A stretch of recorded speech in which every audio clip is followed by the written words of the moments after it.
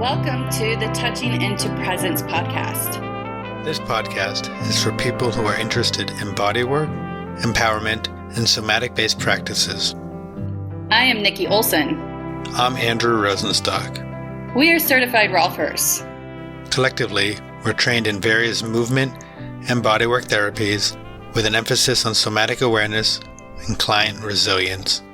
Through conversations, our goal is to share and explore mind-body paradigms to offer empowerment possibilities. It was such a pleasure to be in conversation with Michael Mathieu. Michael started struggling with low back issues in the late 80s while working as an electrical engineer at Eastman Kodak Company. Two Rolfers in Rochester, New York were able to help him out of that pain. He quit his job and went west and got his Rolfing training first completed in 1993. In 2012, Michael crashed on his mountain bike and suffered massive damage to his neck and spinal cord, creating quadriplegia.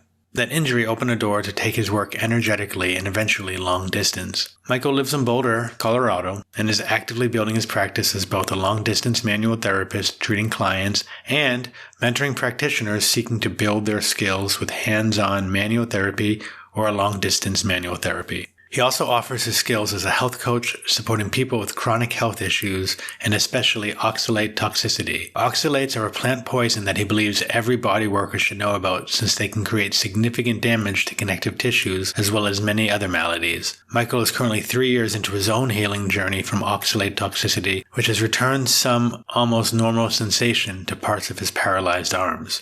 In today's conversation, we spoke about Michael's path to the world of wellness, his life-altering bike accident, working from a place of quadriplegia, his transition to hands-off work, and about working hands-off, dialoguing, and where his practice is taking him, and really much more. It's a very interesting talk we had, and I hope you enjoy it. So with that, let's begin our talk. Hi, Andrew. Hey, Michael. Pleasure to meet you. Likewise to both of you. Yeah. So yeah, thanks. Thank you for coming. I'm really excited. I'm also really excited because, and Nikki had sort of alluded to this in our pre-talk, I've started to work hands-off in a way. And so hearing about people who are doing distance or hands-off or things like that is it's exciting. And also it'll be very informative for me in my practice to think about, well, what else could I be doing? Yeah. I'm looking forward to that. And Nikki, what would you like to start with? Well, I think it would be great to just start, Michael, if you could just share with us how you got into Rolfing, what was your background that maybe led you there? I think it's, with our previous structural integrator guests, it's kind of fun to learn their paths because sometimes it makes sense and it's like a natural flow. And then it's like, I think Andrew's one of those bizarre cases of like engineering and then body work. So, so let's hear your stories and where you're at now. Yeah. What's the best beginning point? I started having some structural issues in high school, and but then I was 23. I just started working full time as an electrical engineer for Eastman Kodak in Rochester, New York. And I was a jock in high school, and then my back went out on me after playing volleyball. And they had to carry me out in a stretcher. I went to see the doctor at the Kodak building and, went home and saw the doctor under my insurance plan, and basically had nothing to say to me except, here, take these pain meds, these anti-inflammatories. It was a Friday, call me on Monday.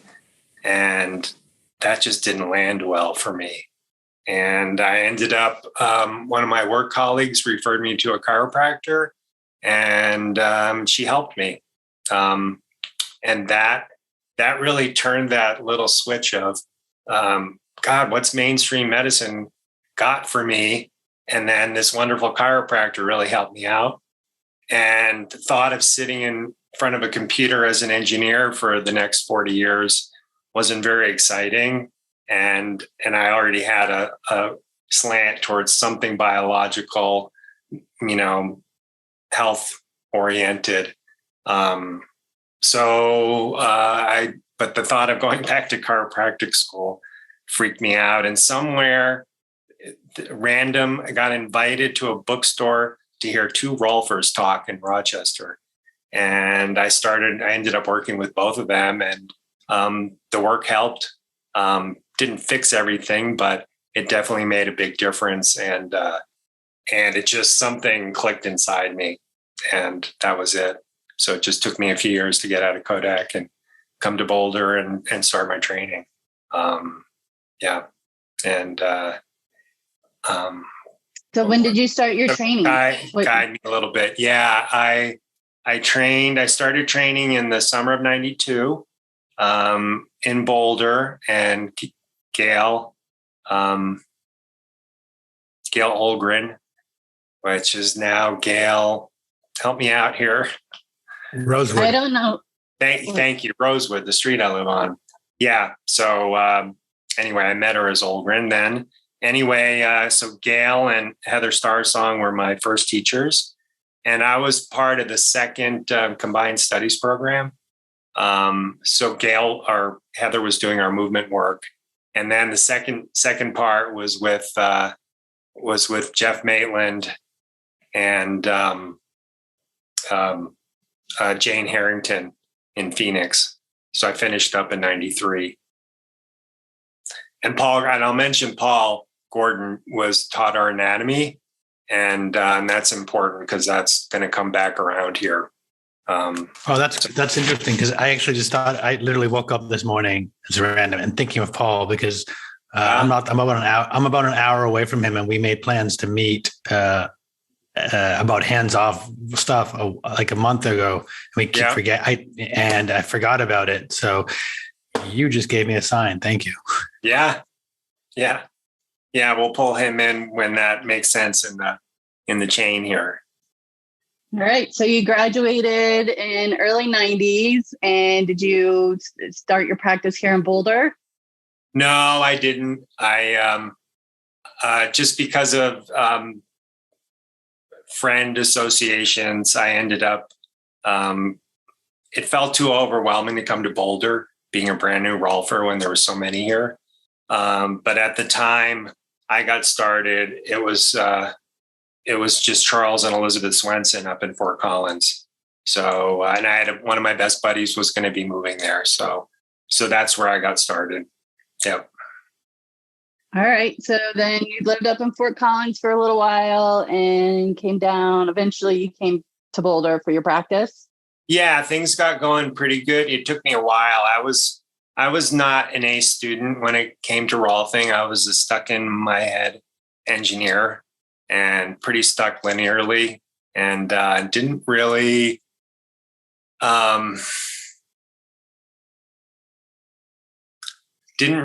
know how to really drop into my hands and really feel what I was feeling underneath them. It was more, we got to do this and got to do this and got to do this kind of a thing. And I ended up working with a chiropractor, so I saw a lot of car accidents. So that kind of became not only my bread and butter, but also got a lot of insights in how to work with that kind of trauma. So then how did things play out? Took those classes with Didier, really started integrating the visceral work. And then I went and it's kind of a little funny story. I was looking for, who's the guy that does cranial work? I found out there was some videos on this one cranial book that I have, and just did some searching online, and lo and behold, I found Jeffrey Birch's website. And so I called Jeff and we talked, and he started explaining how integrated his visceral manipulation was into his Rolfing practice. And I went up and spent 3 or 4 days watching him work. And when I got back on the plane back to Fort Collins, it became a much more integrated approach to my body work. And then over a short period of time, that just totally elevated my work. And I think for me, being so stuck in my head with how I approach things with that engineering linear brain, the visceral work really forced me into really learning how to listen to bodies. And that combined with all the visceral work and Jeffrey helping me understand we can work on everything, and again, diving deeper into the listening, that just my work just over the next couple of years just elevated to levels I hadn't experienced. So, and I just felt a lot more confident with my work. And I'm not trying to blow my horn or anything, but in Fort Collins, I became, I had a couple PTs that, experienced my work and started referring a lot to me. So I started becoming kind of a go-to person when, PT and chiropractic weren't working. I mean, Michael, I just have to say that this is a great conversation for me, because I'm not where you are, but so much of what you're saying, like I've recently been doing a lot with car accidents, or not with accidents, but getting people in car accidents, and a lot of other practitioners who can't do it are sending people to me. So preach on. I'm just like, yeah. It's helpful. It's like, oh, that's where I might be going. Thanks. Yeah. Yeah. Well, it's wonderful to get, like when you're just talking about car accidents, and I remember taking one of the last, it was probably a year before I crashed. I went down to Florida, and there was, several Visceral classes happening. And one of them was an advanced thorax class with, it wasn't with Jean-Pierre. Boy, my brain is not getting names today. Alain Corvin or whatever. Yeah, it was with Elaine, and learning how to work on all the viscera of the neck and understanding some of those connections, and the ligaments, all the pericardial ligaments, and how that the pericardial ligament that goes up into the neck and basically turns into a tube of fascia that connects to the bottom of the cranial base, attaches to all four cranial base bones. What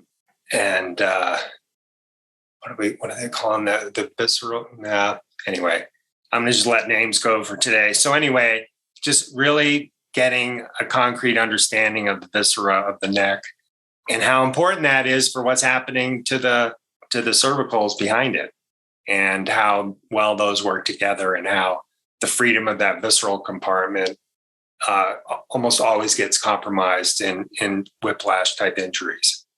And anyway, so that work,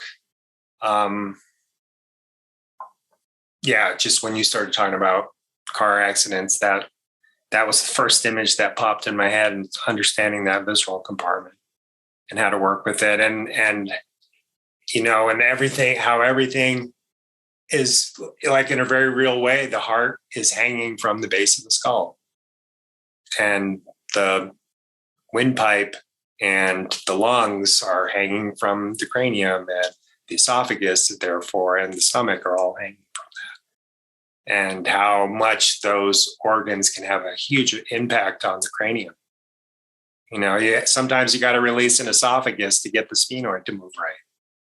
And that's what I love about the Rolfing was so great. It's on a, musculoskeletal way, at least initially the way I took it in, seeing how much everything's connected.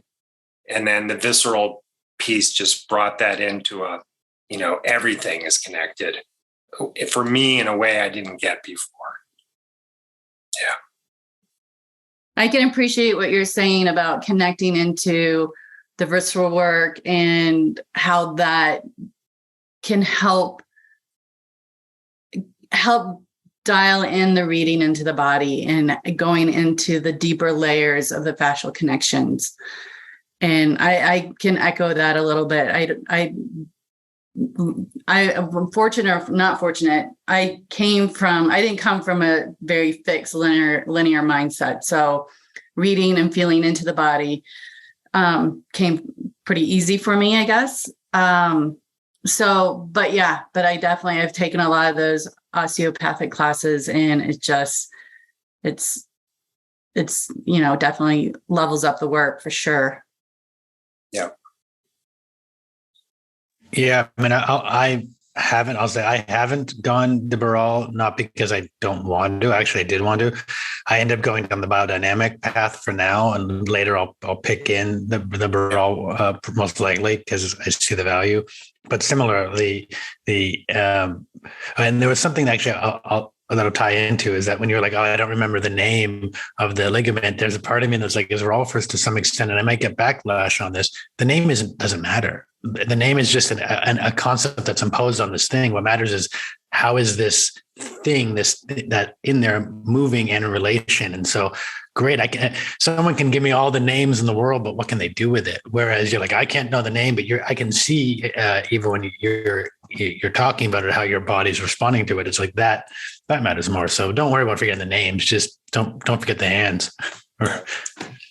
Yeah, exactly. Yeah. And they both inform each other too. Yeah. Yeah.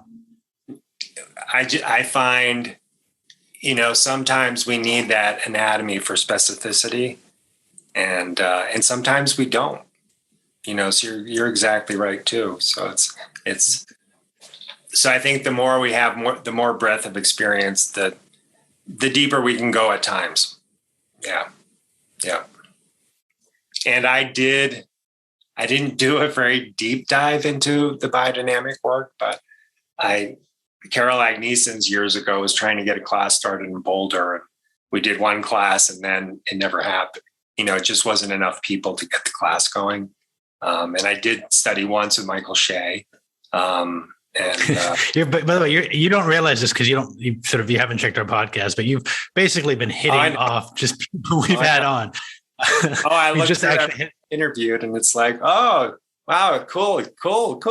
All these great people. Yeah. Michael was just on again. We haven't released it by the time of recording this. It'll be released by the time this goes out. And I just had a call with Carol, or a text with Carol a few days ago, because Carol is like my unofficial mentor. She probably doesn't know that, but I ask her questions a lot, and she's very giving, and she's so wise. And so, awesome. Really awesome. Yeah. I feel honored you guys invited me to be part of your interviews, because there's a pretty elevated group of people you've talked to so far. Well, Michael, I think we haven't gotten to it yet, but I think what you're going to share also is, put you on the elevated, practitioners, so let's kind of go for it. So you're in Fort Collins, you find your way in Boulder, have your practice here. And then, then you're out for a mountain biking ride. One fateful night, August 27, 2012.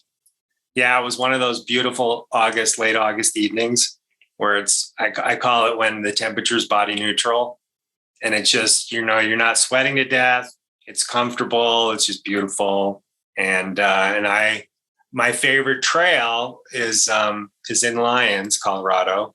And it's Hall's Ranch is the main trail, but there's another access trail called the Antelope Trail that connects into it, and it misses all the gnarly rocks that I didn't want anything to do with. And so I was out for this beautiful ride, and I'll give one little side piece that I'm not going to dive deep into, but because of some personal spiritual work I was doing in regards to my family line, I pulled off the trail and did some ceremony and totally lost track of the daylight. And all of a sudden I looked up and it was like, oh shit, I need to get out of here. And it was getting into dusk. And so I, was doing my best to be careful. And it was this one section I was in, it was a little too dark, and I hit a ledge of rock that I wasn't expecting to see, and the bike just threw me forward. I wasn't even going that fast, but it threw me forward, jammed on the brakes without trying. The whole bike rotated over the front wheel, and I froze and came straight down on my head on solid rock. And my head went into extreme flexion, and I heard lots of crazy noises. And basically breaks from C3 through C7, vertebral bodies of C4 and C5 were crushed into tiny pieces, and my spinal cord was almost completely severed at C4-5. So probably don't need to talk too much about what happened, but basically I was on the trail for about 4 hours before search and rescue got me.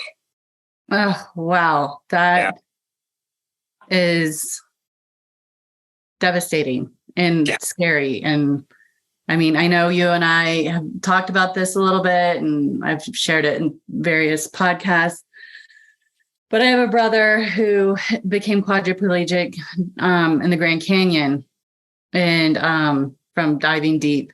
While he had people around to assist him, it was still quite the rescue, because I mean, he was in water, so he drowned, and he was pulled out, and then he had some athletic kid that wasn't part of my brother's group had to run up to the Indian reservation to call for the helicopter. There was miscommunication. The helicopter didn't come.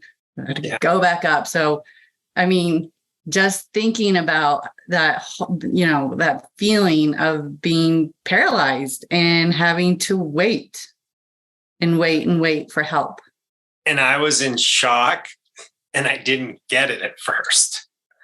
It was, like when you hit your funny bone in your elbow, that's where my brain went first. I have a full body funny elbow, and somehow I thought if I just waited long enough,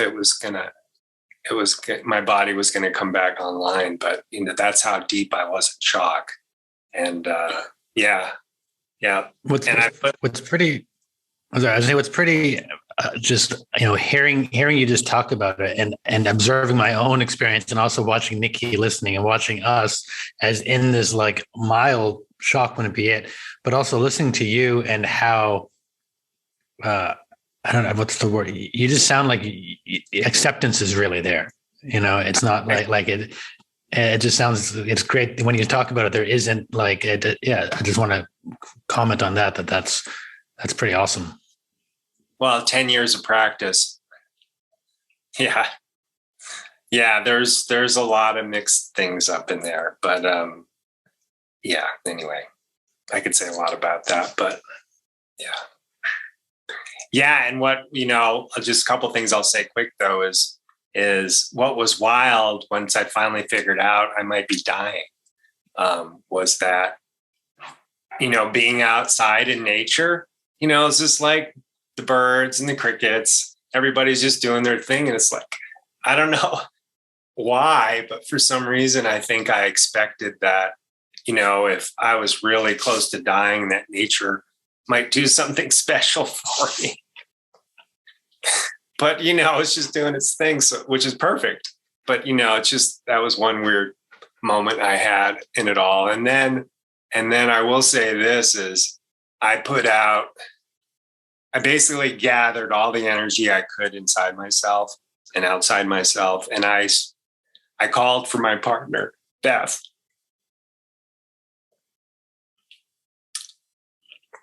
And when we finally got to compare notes, she heard me. So she could still remember. I mean, when we compared notes, she was like, oh yeah, right around 8:30, I just felt this wave of sadness, and she sat down. Anyway, at least I had told her where I was going. So she eventually called search and rescue, and they came and got me. And then there's a bunch of blank. So I've got 4 metal plates in the front with screws and 2 rods in the back.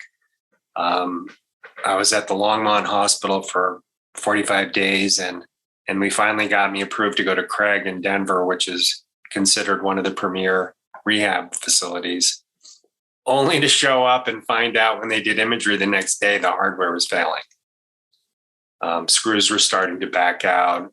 I had one of my vertebrae was translating on top of another, and that was getting dangerous. Yeah. Anyway, so I had to have a second surgery. So, so that's that story. And during my time at Craig, one of my best buddies, Michael, who also, he was assisting Jeffrey's classes when I took Jeffrey Birch's class. And Michael came to visit. And because he does the work, when he showed up, I put the back of my hand somewhere on his upper chest, and I immediately felt the pull of something, just listening to his body. There was a pull into his neck. And I realized in that moment that, and I'm sure a lot of people out there, who aren't stuck in their head like I had been, they already know what that feels like. But for me, it was a new thing to realize that it wasn't my hand that was doing the feeling.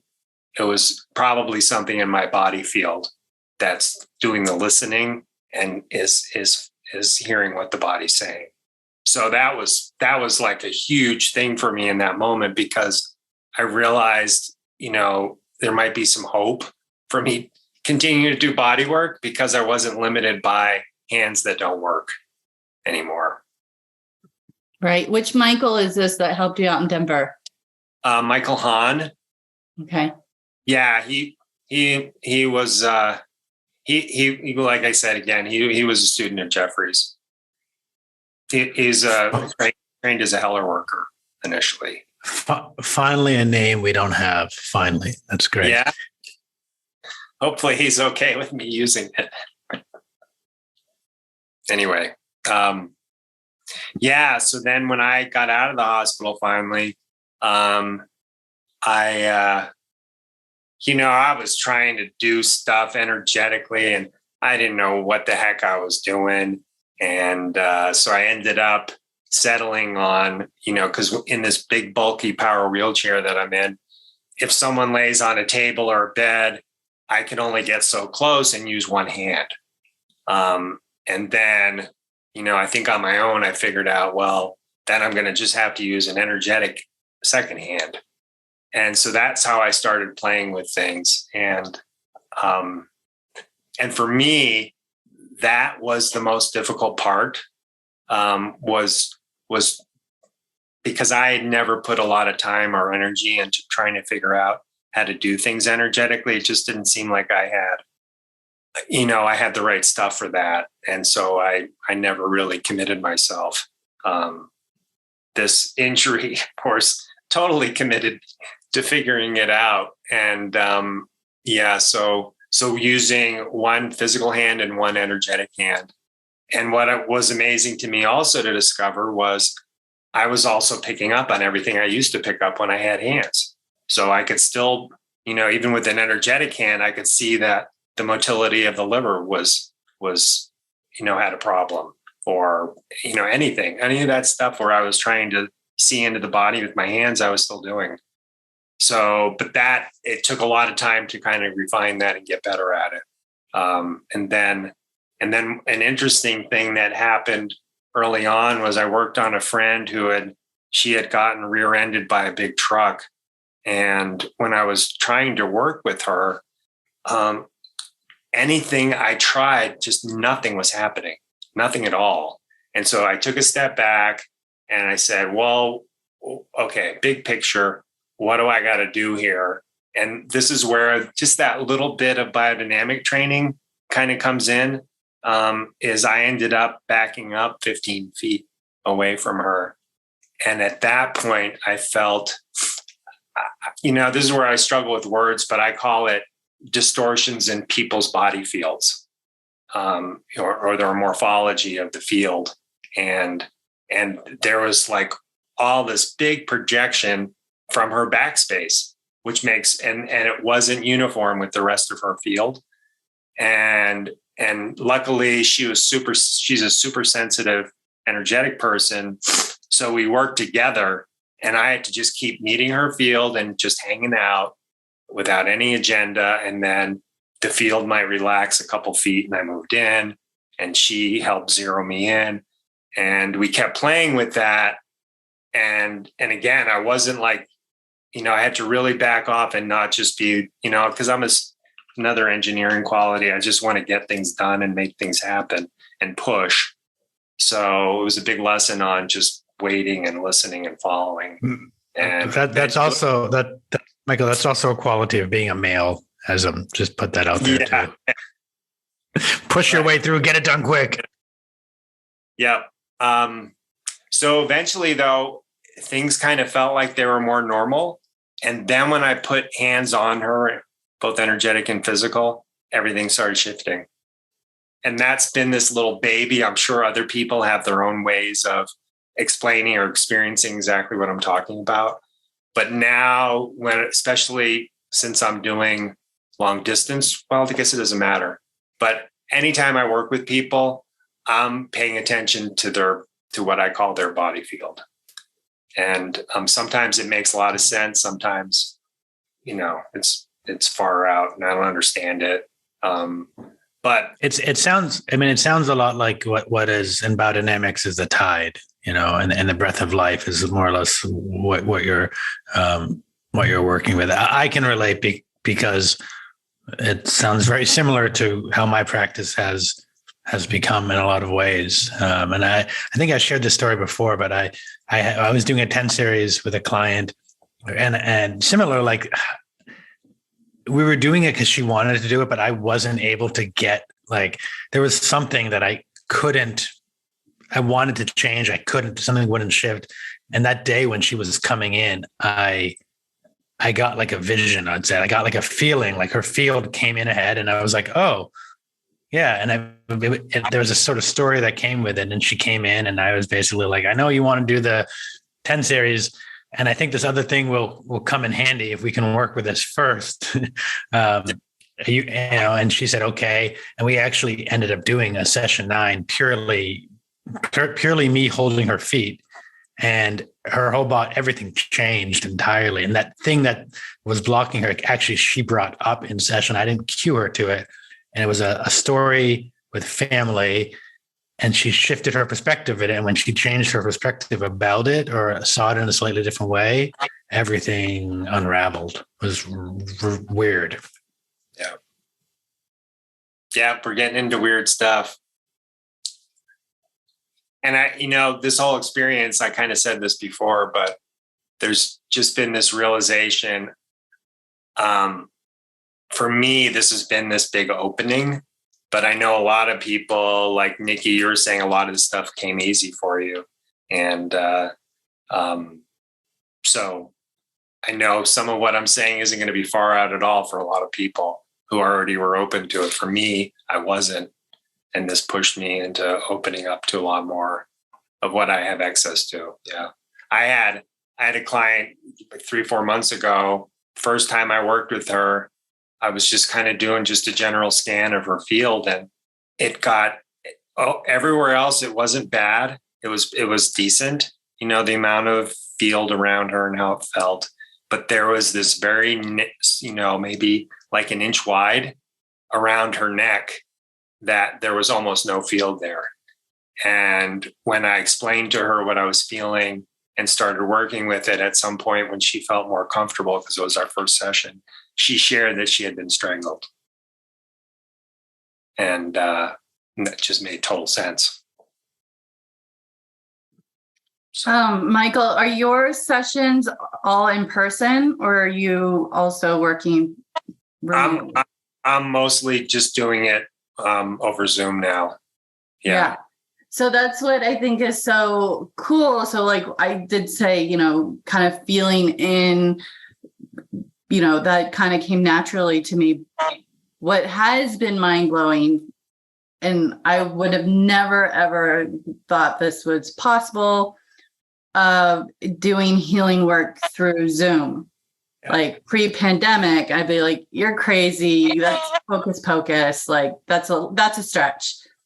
But being forced into getting creative and how to stay connected with people and people still needing work. And that's what, not to be too political, but for some of us that felt, working through Zoom and not being in person was the way of life at that time. And, but yeah, it's crazy. It's so crazy and like crazy and remarkable how we can still have this human connection and ways of healing through Zoom. And it's just, I don't have the words around it other than just kind of be mind blown of the potential that is in our energy field that can be felt even beyond actual being in physical realms. Well, it's definitely, I think it's great that, I'm not denying that we shouldn't, human connection is really important, but it's, it's not, it's great to be open-minded in that there's this potential and it's palpable and real. And I experienced that with some clients when I was working through Zoom in the early pandemic time. And I think that's just what's so fascinating to have this conversation with you, because you were already pandemic ready with yeah. All of us are fumbling around trying to figure it out. And you're like, I got this. Well, here's where Paul Gordon comes in, because that was about 5 or 6 years ago. Was in touch with an old high school friend. I grew up in Maine, and her daughter was in a terrible car accident years ago, and TBI, and really having a hard time. And anyway, we started having a conversation, and Paul is the one, Rolfer, that I knew was in the Portland-ish area. And I reached out and said, hey, do you work on people who are at this high level? And he said, oh, absolutely. And she can either drive an hour to see me in Elliott, or she can meet with me over Zoom. And, I've heard of lots of people who do more, not classic, but energetic work of whatever kind, chakra work or Reiki or, what have you. But I at that point, I hadn't heard of people doing structural work energetically. So Paul told me what happened for him is he had gotten some weird infection, kept him out of his office for 1.5 years. And so, and he was already deep in to the biodynamic work. So he just started working on people over Zoom, and he got such good results that at that time he ended up retaining 50% of his. So he didn't go to his office at all. He just worked over Zoom. But even when he got over his infection and got back to work and opened his office, he retained 50% of his clients over Zoom. And that conversation, and then he gave me some time and talked through some stuff with me, but that opened the door that I could do this over Zoom. And I was surprised doing the work over Zoom was so much easier than my initial figuring out how to be more energetic with my work. It was almost like that initial struggle and learning on my own, getting the energetic work done. All I had to do was look at a body over Zoom, close my eyes, and they're in the room with me. And so for me, I feel everything just like I did before. It's interesting. There's something you said here as that relating it, or bringing up like Reiki and other energy work. And this is, I'm curious your thoughts here, because one of the things I've been talking with a few other, therapists of different sorts. And one of my current ideologies is that Reiki is actually a disembodied process because it's all purely energetical. Yet the way that I hear Reiki and the way I hear what you're doing, and even I'd say with what I'm doing sometimes, I'd say that even though it's an energetic response across the field and without a physical touch, that it is actually an embodied process. And my guess is because I'm going to lay my presumption of what's happening down, and please correct me if you see otherwise, which is that you're using your nervous system to tune in to their nervous system, and you're responding from that. And you're then therefore, instead of just waving your hands and having you do something to someone else of which they're not really a part of, not that they're not involved, but they're not active in it, you're actually having your clients involved in it, and therefore there's more of an embodied sense to it as opposed to a something else. I might not be wording it, but I'm curious how that all sounds. Say just a little bit more. I think I know where you're at, but I just want to hear a little bit. It's okay. Words are never my friend, or not always my friends. Well, more or less, what I started to find in my own practice, because I had done energy work before, was that a lot of energy work would be claiming to do something, but when I would work with energy workers, I'd realize how disassociated and disconnected they were from their body, because a lot of them, like a lot of Reiki people, were living in a field phenomena, but disconnected from their nervous system, disconnected from their beingness, their bodiness. Whereas what I believe I'm doing and what I believe you're doing is you're actually, even though we are not in touch, you are tuning in and having them tune and relate to their felt experience, which is a nervous system response, is an embodied response. You're tuning into aspects of their being, and I think most important is you're having them be involved. Yeah. And although initially I think I did a lot of my work quiet, and then over time I involved them more. And then I actually, I decided to teach, right. It was, so what was that, March of 20? I decided I'd offer, because I was already getting some good skills, and with COVID really landing hard right then, because that's when the lockdown started happening, I offered a training on doing long distance work.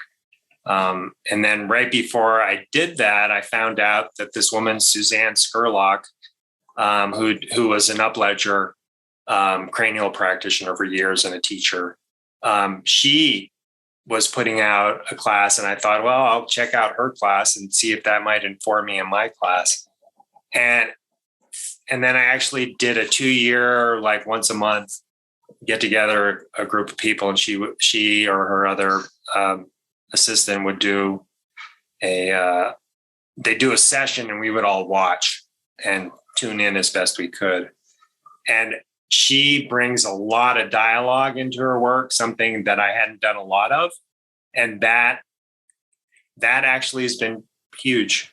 At first I was really resistant, because it's like, I don't want to, because she would always ask people, do you have a place you want me to start today? And I was like, I don't want them to tell me where to start. I want to do a really good scan and start where the body's telling me. And anyway, but that's been a great informant for me on how to engage the client more. And I'm, and the more I practice it, the more I saw the benefit of that. So I'm still working out some of those parts for me, but yeah, so I'm really engaging people a lot more. Yeah, I'll just share, because I think it really relates, it's a very similar process. I had studied various guided meditation practices and whatnot. And I accidentally, even before I was doing Rolfing, I was doing other body work, and I had kind of been bringing in felt sense awareness, curiosity. And actually, you mentioned someone earlier, Jeff Maitland, who I've never met, but I've read all of his books, actually, or I think all of his books. And it was really inspired by a lot of what he was writing that actually brought me into philosophy more and into phenomenology and linguistics and a lot of that. And so I started to just, like most of us, we see something, we just kind of bring it in, right? You're like painting the kitchen as something, you bring that in, like, oh, I'll use that. Let's add this into the mix. And I started bringing more inquiry, questioning in, talking in, and not therapeutic, not like, oh, when you were 5 years old, how did it feel? When, and actually letting really every question was very open and letting them take the control to an extent. So not saying this is what it is, but what would this be like? How would this be? And, I sort of knew I had something when a client I had worked with, I spent the whole time on a couch across the room from them, just feeling them, watching them, guiding them to say, well, how does that part feel? Can that part relax? Whatever that. And she got up and said, I feel like your hands were on me. And her body completely shifted, and it was all inquiry. And it was like, wow. Yeah. Yeah. And that's actually what's led me to Paul Gordon is Bob Schrei told me I should talk to him. So, yeah. And Suzanne, another way in which training with her helped me was she'll ask her clients, does the pressure or presence that I'm giving to that area of your body, does that feel like enough? Do you need more? Do you need less? And whereas before I just was doing what I thought felt right. And so it's, that really helps empower the client when you're asking them very specifically. And, some clients just don't have the sense to give great feedback, but most of them do. And that gets them not only engaged, but then they're really get a good sense that you're really, working for them is, I guess, one way of saying it.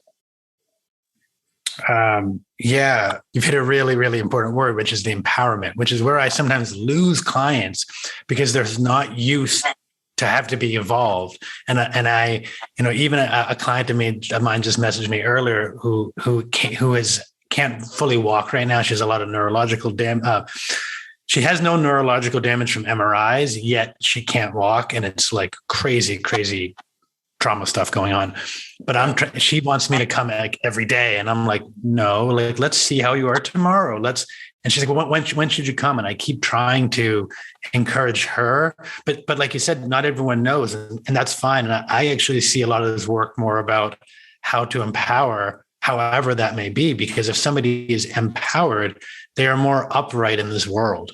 Right. And so it's a lot of that is about how do we encourage empowerment without telling them what is. It's a lot of inquiry inward. So I think you hit the nail on the head. Yeah. Yeah. I like your use of the word inquiry. Yeah. It's funny how, just sometimes somebody using a different word than I might use is enough to like kick me out of my box. Yeah, I mean, that's part of this podcast. Part of it is, Nikki and I get to have our boxes kicked every day. Well, not every day, but also we get to share stuff, and we get to then have other people hear something in a different way. And I think that's like, I don't want to see the same every day. I'm happy to, as long as it works, but I also kind of want to see, okay, well, what else is there? How else can I do this? Because there's so little, the more you know, the less you know. So like, what else could there? And how could this is the engineering side I think you'll appreciate. Like if I'm using 2 grams of effort to do something and I actually only need 1 gram, how do I find the way to use less to do more? And so it's all that. Yeah. Yep. Yeah. And I think what we're sharing of the importance of the hands-on is great, but it's also important to recognize that so much of the work too is, I think what we're kind of just talking about is a unique way of being in dialogue that's bringing on somatic awareness. And in that awareness is where structural integration is being accomplished. And having, I do a lot too with my clients of having them be really in dialogue. They're definitely getting on and off the table after I do some work. Not so much, and after a while I kind of share like, I'm doing this not to be like, ooh, look how great you feel after I did my tricks. It's because once you're in movement and in gravity and can start to put words into a new experience, then it becomes, there's that empowerment, there's that ownership of you're doing this. My hands aren't on you. You're getting to feel it. own it. And also, this is, one of my big takeaways in my early trainings was, we're not always going to be perfect in our posture. But what we need to remember is when we are kind of slouchy or falling in an unfavorable position, how do we get out of it? How do we not stay stuck? And I think with my clients that they love that, because they're like, it takes away the shame of, their body feeling like it's broken or failing them and all that. It's just like, oh yeah, I'm human. I get tired. I'm going to like slouch a little bit, or, I have to work at a computer all day long, or whatever the reasons are that brings us in positions that aren't even, there was a podcast that I was listening to, and I can't even remember what it was, but it was a conversation about stand-up desks. Like everybody knows we're getting home and they're bringing up their, have their fancy ergonomic workspace. And the guest was saying, yeah, that's great. That's great to have options. But still, if you're just standing, you're still in a position. The important thing is get out of the position and shake it up a little bit. And I think when that happens, when we shake up our positions, you get to own like, oh yeah, being in that, I don't want to be in that position for that amount of time because it makes my neck hurt. I get cranky. I'm not a good coworker. You build relationships you start to build relationships with your patterns.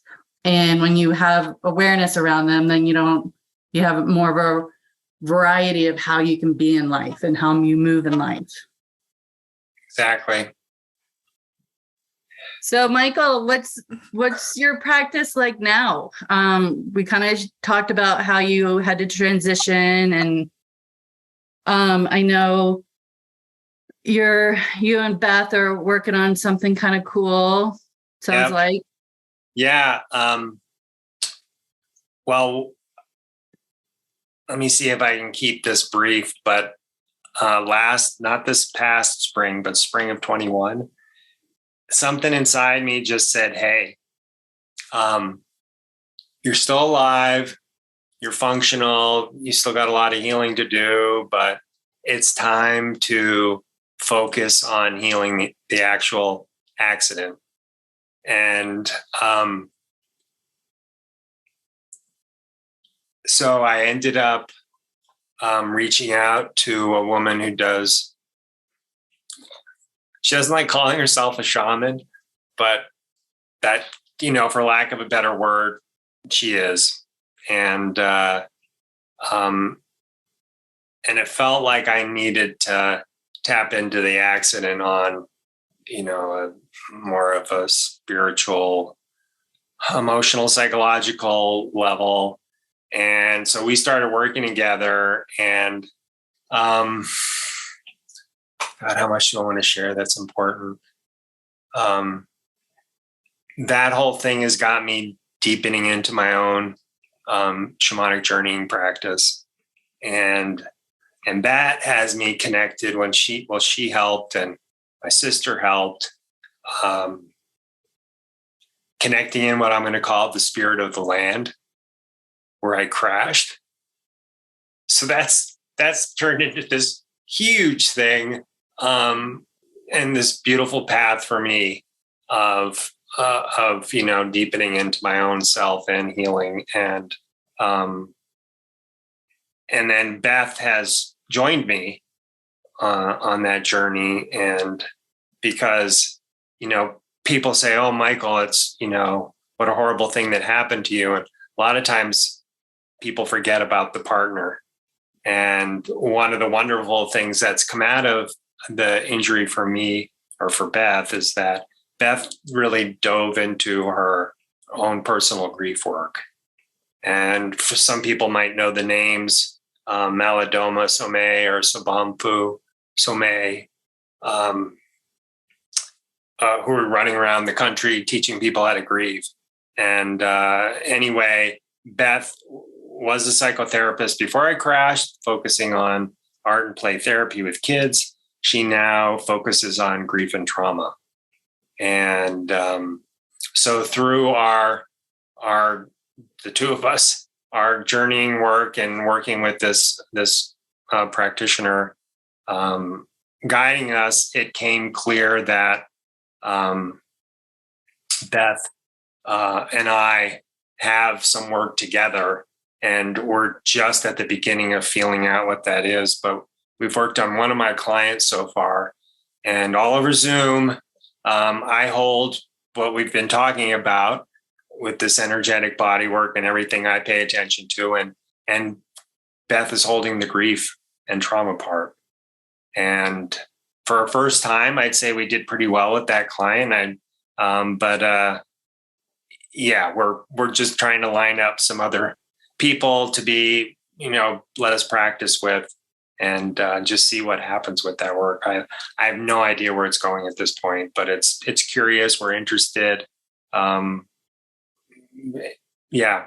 So I'm not sure how much I can say, but it's a work in progress. Well, I just want to say, Beth, I'm excited that Beth is going to be a guest. So I'm just sharing that with our listeners that she will be on. And I can just say, from being a follower on social media and just witnessing how she has navigated your injury. I mean, I guess because I feel like I was kind of following it from the very beginning. I think being in Boulder and just kind of meeting new people and just, so basically I knew of you guys. If not before your accident, certainly right, really close by, because again, people know my experience and they're like, oh, maybe you want to reach out to Michael. And, but yeah, I think I can't wait to hear Beth's story and learn from her, because from what I read of hers and see of her on social media, she really does a great way, an elegant way of navigating grief. And that's hard. Most people get stuck in the pattern or afraid to go there. And I think I'm excited to hear more about that, because I think it's so important. I mean, for sure, you guys, having, major accident, feeling like you're about to die in the woods. being paralyzed is no joke.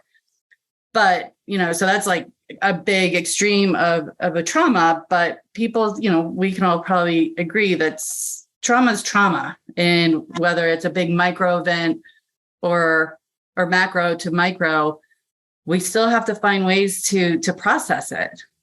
And so I think that I can't wait to hear more about this.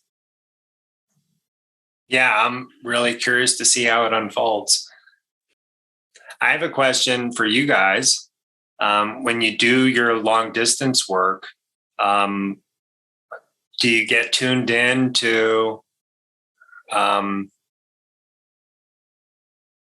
emotional holdings that might be happening in certain parts of the body?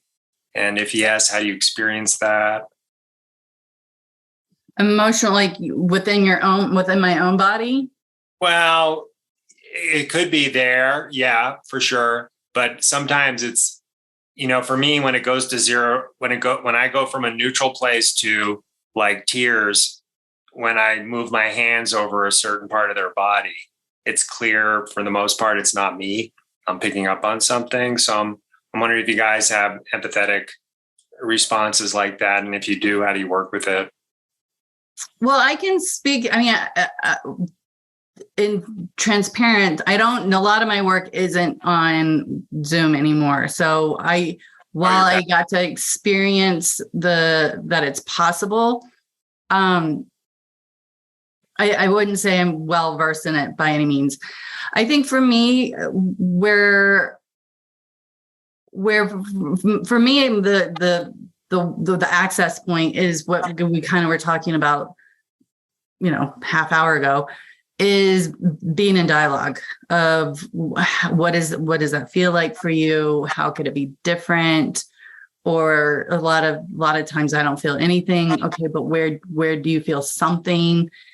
So I would say for me, the work is more like somatic tracking than really going from a energetic perspective.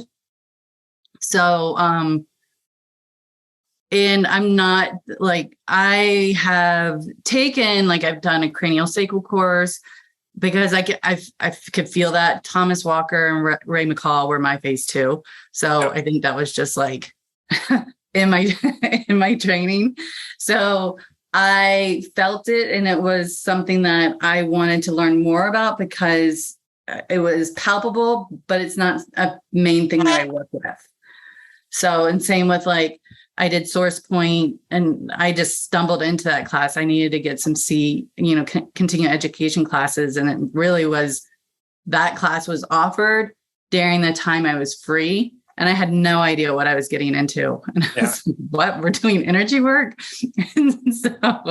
But I went in with an open mind, and I was like, oh, wow, this is palpable and feels very real. So I can't say that I am really working with anything in particular other than the influences that I have in my training, and that comes into play. Okay, my turn. So to answer your question as best as I understand, I'll say from both a in person and virtual, I've had experiences, I believe, of what you are referring to or close to what you're referring to. I used to, when I first started doing body work, I would say I didn't have the best teachers in regards to that sort of stuff. And I was probably more of we'll use the word empath. I don't love that word, but I was more. That's the one I use because I'm not sure what else to call it. Yeah, I think that the word gets somewhat overused or used. So like there's a lot of words when I hear them now, I'm like, ugh. I even like, So especially in the spiritual community where they co-opt words and sort of take the value away. But we'll say like for that empath. And I remember I was working on someone. I was in San Francisco and I was working on someone, and I left the session, and when I was done, and he went home, and I asked the manager, like, is everything okay with that guy? Because I had this visions the whole time of, it was like black and white, but bloody and like really weird stuff. And I was like, that was weird. It was like watching an anime in my mind, but I was having my hands on him.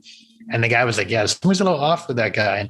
And I later realized it wasn't that he was suicidal. It was that there was some sort of vibration, some sort of energetic pattern that was there. And my body was tuning into something. So it was picking up on a resonance of some sort.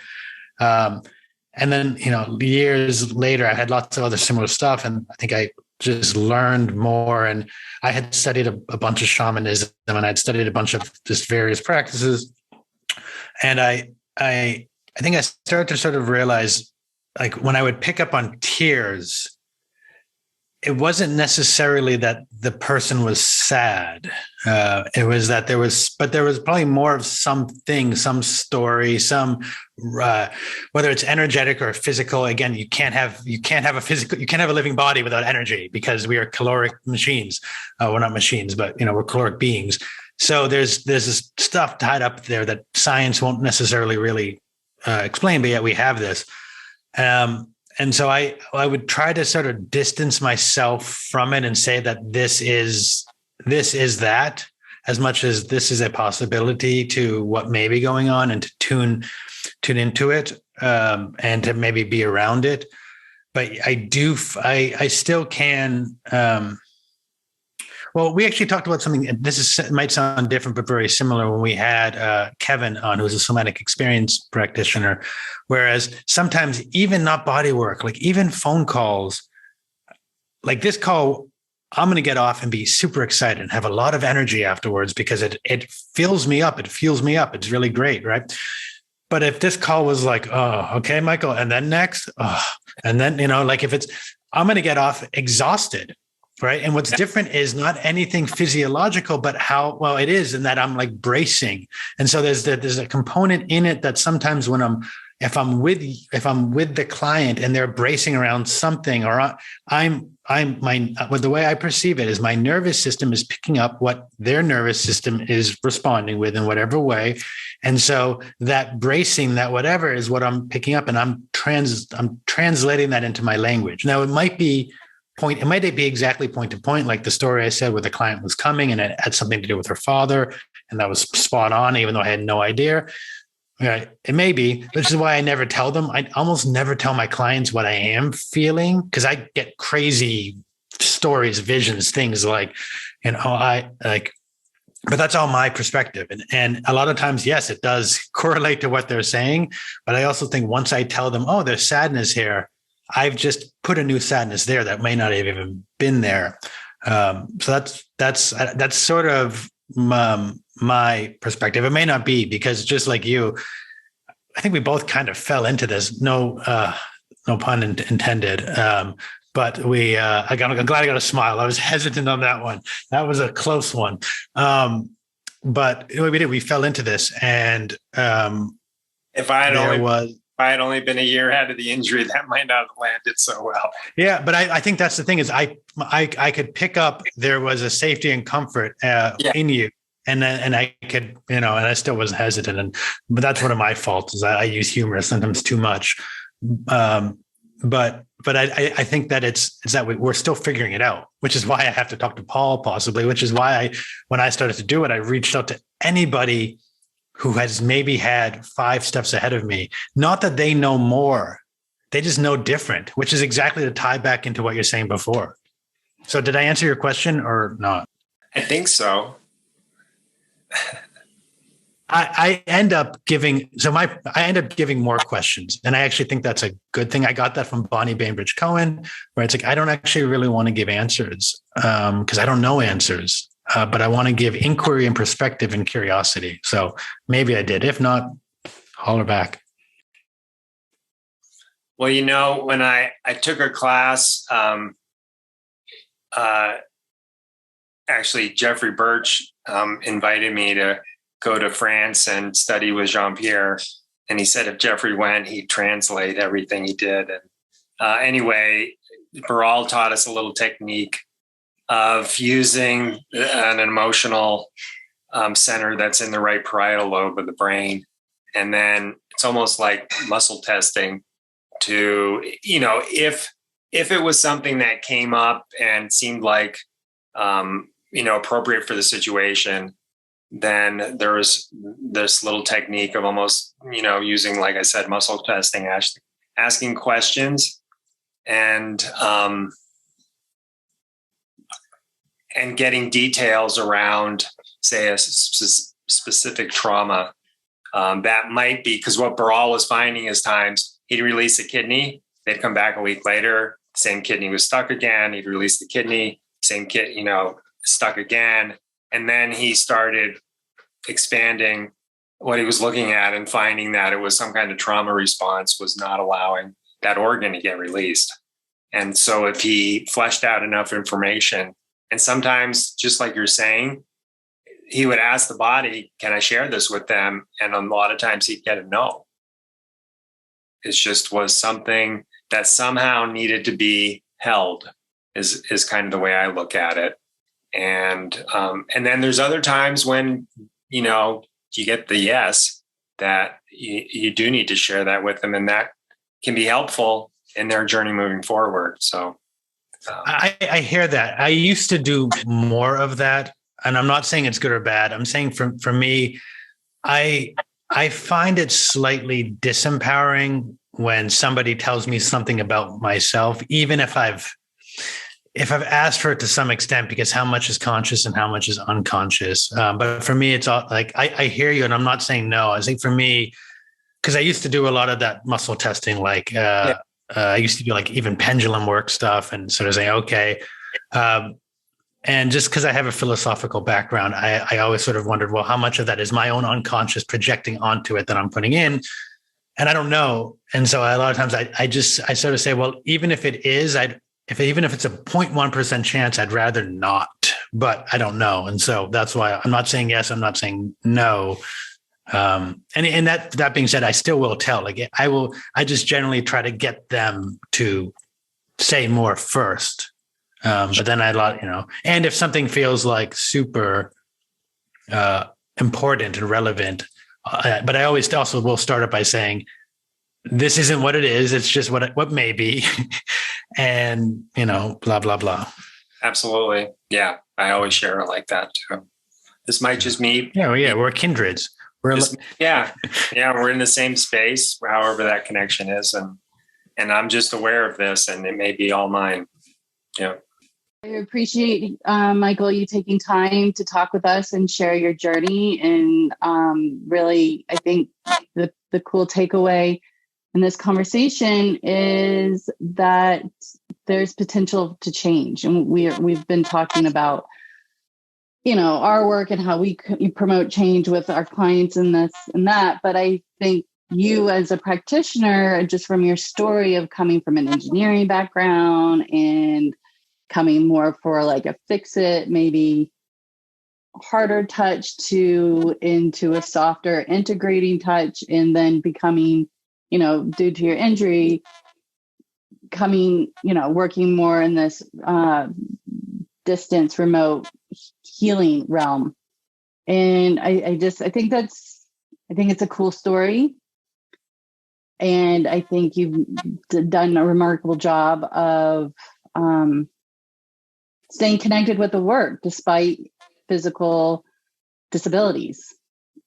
And I think that's worthy to share with the world and to our community, because we all, in some degree, it might not be paralysis, but we're humans, and we're not always these perfect, able, healthy beings. But how do we pivot and still stay connected into healing, and healing with the community and healing with ourselves? I mean, I think there's a lot of wonderful stuff that is being discussed and pondered from this conversation. And I look forward to the opportunity that we get to learn more from you when we get to have you and Beth on.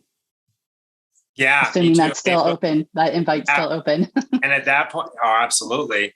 And at that point, we're scheduling a few things in the next few weeks with some folks. So we're, it'll be curious what we've got under our belt at that point and how that works together.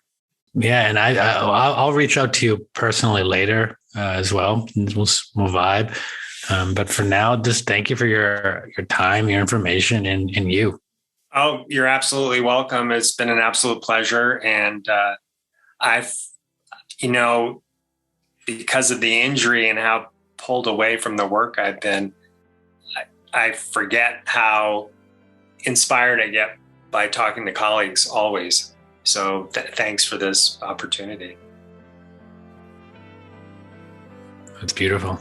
I wish you a great day. Thank you. And also, I mean, we have to echo that. I mean, Andrew and I are constantly inspired with our guests, and it's an honor both ways, for sure. Thanks for listening to us at Touching Into Presence. We hope you enjoyed today's conversation. You can find out more about Michael at michaelmathieu.com and on Instagram at carnivorequad. If you enjoyed today's episode, we'd appreciate if you'd leave a positive review of the podcast and subscribe to it through the platform of your choice. When you do this, it really helps other people find us, and we greatly appreciate your support. We look forward to hearing back from you and seeing you on our next conversation at Touching Into Presence. Bye for now.